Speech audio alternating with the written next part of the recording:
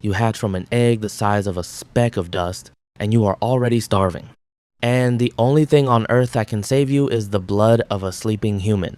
You are pale, see-through, smaller than a grain of rice, and you cannot grow, cannot molt, cannot become anything until you crawl across a bed in the dark, find a giant sleeping body, and drink from it while it dreams. You are a bedbug. You were born into one of the most hated existences on the planet, hunted, poisoned, and almost impossible to kill.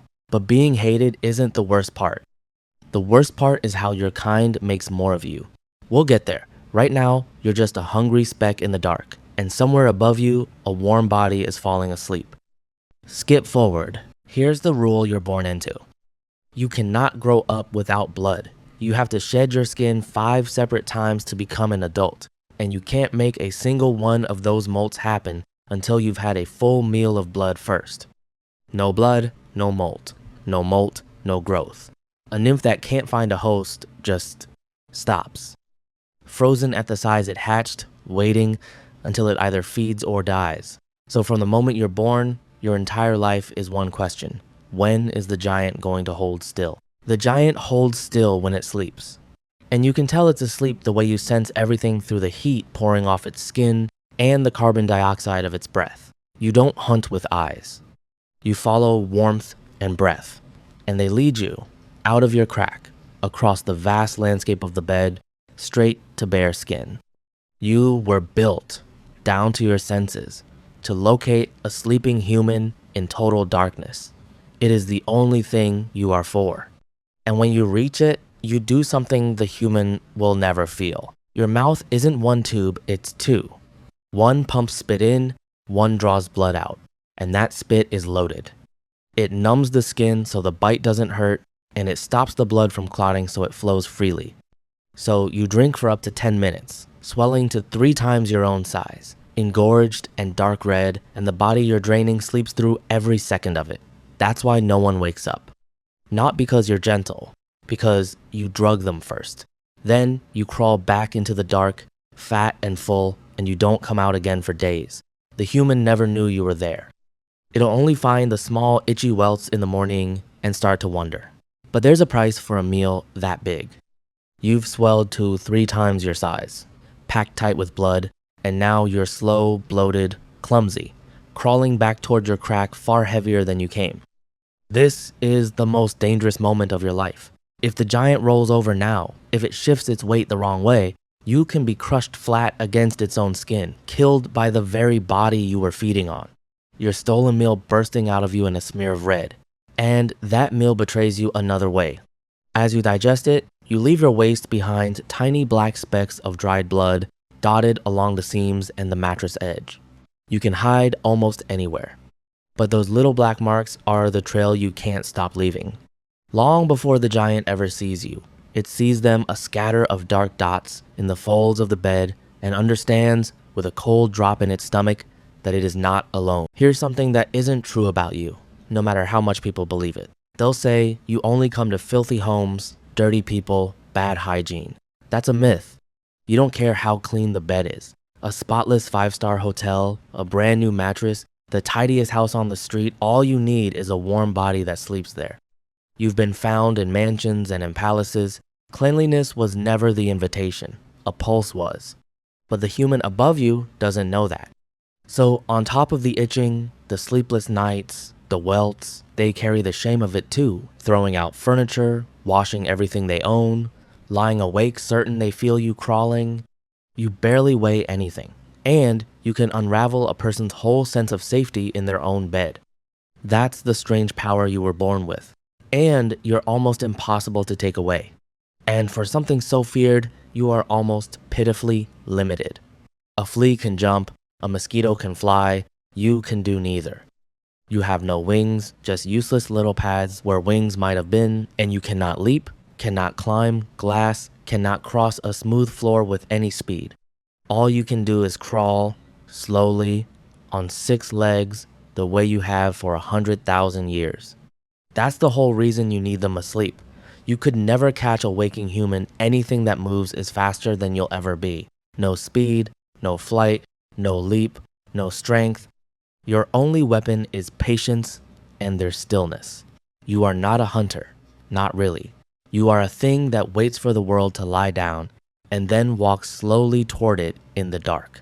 Between meals, you hide in the seam of a mattress, the crack of a headboard, the screw hole of a bed frame packed in with hundreds of others, and you wait. And you are very good at waiting. If the giant leaves, if the food disappears, you don't panic and you don't die.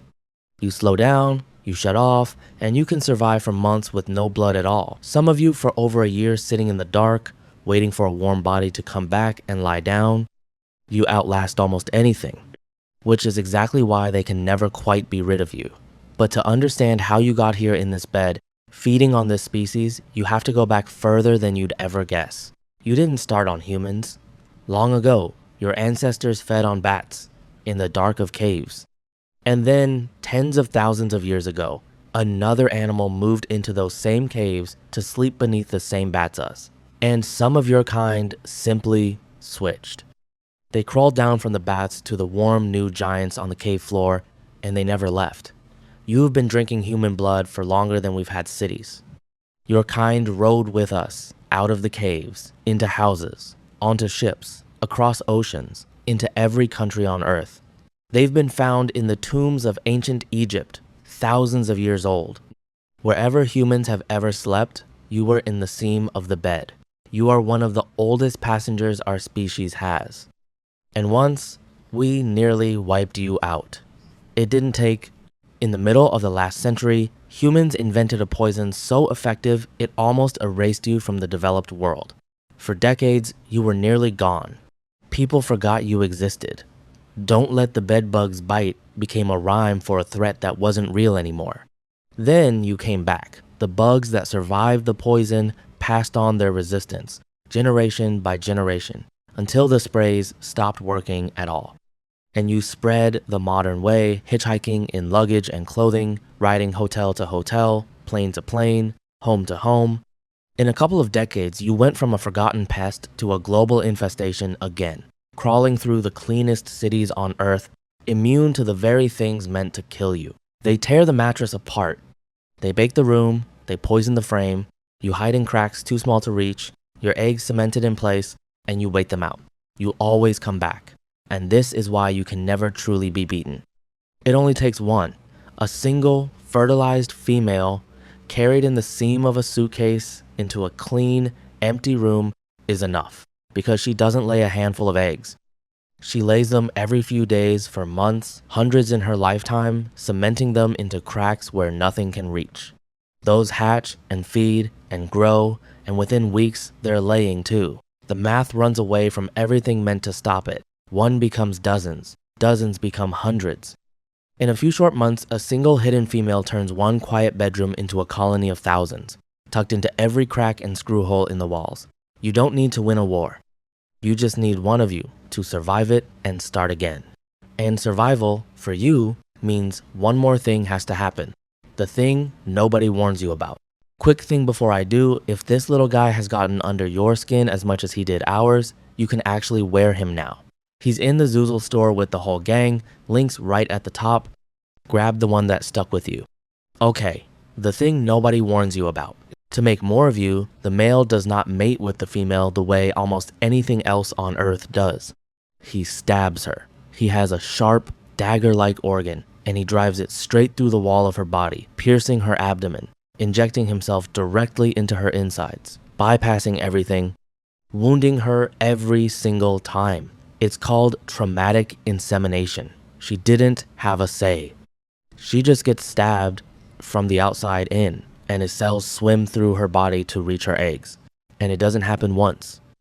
She'll be stabbed like this again and again every time she feeds and swells with blood and becomes a plump target. Her body has been forced to grow a special patch of tissue in the exact spot she keeps getting pierced, just to survive the wounds a little better. Some females don't survive at all, they die of the injuries or the infection that follows. And it's so indiscriminate that males will do it to other males by mistake. Anything that just fed and swelled up is a target, so males had to evolve a chemical alarm signal that means, "Stop, I'm one of you." That's the world you live in. a place where you have to shout that you're male just to avoid being stabbed. That is how your kind is made, not born from love.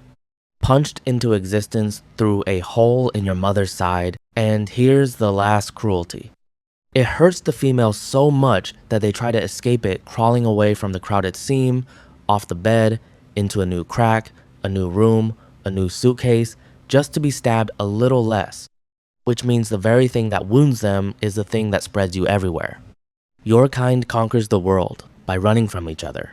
Tonight, in the dark of some mattress, a female you'll never meet is pressing hundreds of tiny eggs into a crack, one by one, cementing them in place. In a week or two, they'll split open. And each speck that crawls out will be starving, and the only thing that can save it will be the blood of a sleeping human lying just above. It doesn't know any of that yet. It only knows it's hungry and that something warm is breathing in the dark. So no, it doesn't suck a little to be born a bedbug. It sucks in ways most people never let themselves imagine. And you sat through the whole thing anyway. Respect. If this little guy stuck with you, he's on a shirt now, waiting in the Zoozle store, right next to every other creature we've dragged you through. Links in the description. Wear the one that got to you the most. But here's the thing. You're not even the worst off. Not close. There's a creature out there whose life makes a bedbug's look easy, and the second you see how it's born and how it dies, you'll wish you hadn't. It's on your screen right now. Go find out.